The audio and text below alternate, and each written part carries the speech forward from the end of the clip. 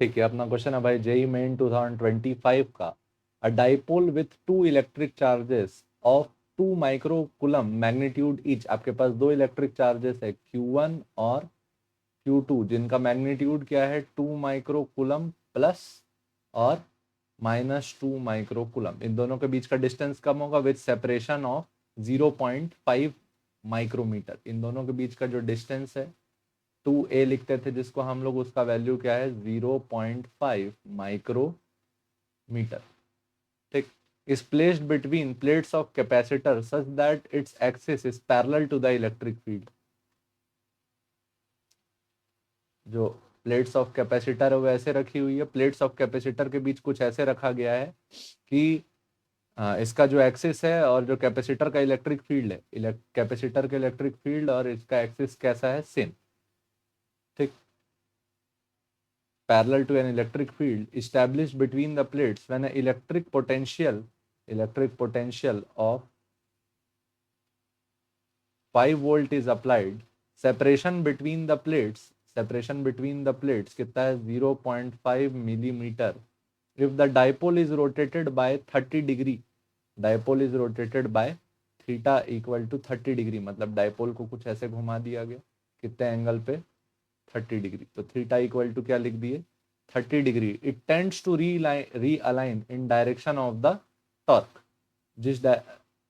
अच्छा, रीअलाइन कर जाता है, मतलब कि ये कैसे इक्विलिब्रियम में है, स्टेबल इक्विलिब्रियम में। तो यहाँ पे कैसा बनेगा, ये पॉजिटिव और ये नेगेटिव। अच्छा, ये क्यों किया हमने, याद करो, पॉजिटिव नेगेटिव। हम लोग जानते हैं जो इलेक्ट्रिक डाइपोल मूवमेंट होता है उसकी डायरेक्शन किधर होती है, from negative charge to positive charge. और स्टेबल इक्विलिब्रियम ही वो कंडीशन होती है जिसमें जो डाइपोल होता है वो क्या होता है, रिस्टोर होता है। ठीक, तो जो एंगल बनना चाहिए वो 30 डिग्री बन रहा है, तो इलेक्ट्रिक फील्ड की डायरेक्शन और जो डाइपोल मूवमेंट की डायरेक्शन है वो क्या रहनी चाहिए, सेम। ठीक, तो ये तो रही बात इसकी। अब इसमें अपन लोग अप्लाई क्या करेंगे, अपने को टॉर्क कैलकुलेट करना है, टॉर्क रिस्टोरिंग टॉर्क का वैल्यू हम लोग क्या लिखते थे, P क्रॉस E। क्या लिखते थे, P क्रॉस E या फिर PE साइन थीटा। ठीक, अच्छा, इसमें डाइपोल मोमेंट का वैल्यू क्या हो जाएगा, डाइपोल मोमेंट का वैल्यू हो जाएगा P equal to Q into 2a।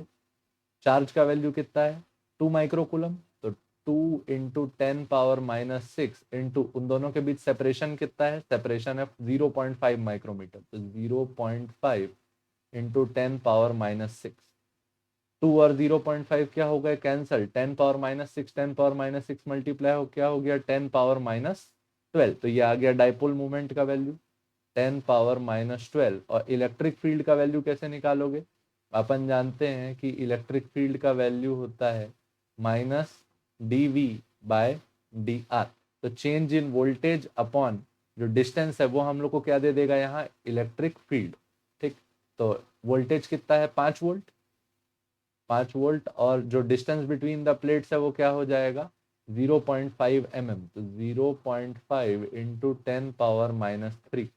ठीक, तो यहाँ जो इलेक्ट्रिक फील्ड का वैल्यू आएगा, वो कितना आएगा 0.5 टेबल 5 10 बार में, तो 10/10⁻⁻3, तो ये हो गया 10⁻4। तो जो इलेक्ट्रिक फील्ड है वो कितनी है 10⁻4 वोल्ट पर मीटर, और एंगल कितना है साइन 30।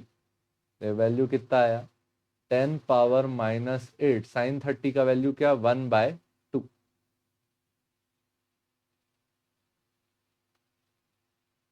ठीक, तो ये जो वैल्यू आई ये कितनी आई 0.5 इंटू 10⁻⁻8। टॉर्क की यूनिट होती है न्यूटन इंटू मीटर, तो इसको क्या लिख सकते हैं 5 इंटू 10⁻⁹ न्यूटन इंटू मीटर। कौन सा आंसर लगा भाई, 5 इंटू 10⁻⁹ न्यूटन इंटू मीटर। ठीक, ये लगा आपका टॉर्क। ठीक, होपफुली आपको समझ में आया होगा। देखने के लिए धन्यवाद, जय हिंद।